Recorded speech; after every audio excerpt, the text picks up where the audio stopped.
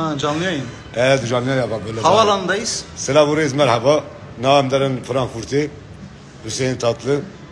O da Türkiye'nin ve dünyanın en sevdiği seslerden biri ve o da büyük bir usta. Evet, Hüseyin Tatlı.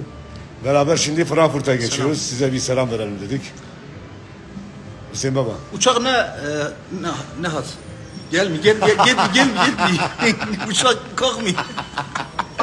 Kalkma. Ya kurmancıya da. Kurmancı geçim de henek. Kurmancı canı ya. Varsa. Zanım işte. Fehmdikim. Şor henek. Şurayı baş. Sida Karotek'in uçak. Balafır yani. Selam olsun. Selam. Balafır uçak. Kurmancı balafır. Malafır. Ne balafır? Balafır ne? Gitmiş işte. Adıyaman Kürtçesi bakın ne gitmiyor. Malafır gitmiyor. Uçağımız yarım saat. Enver İlmaz'a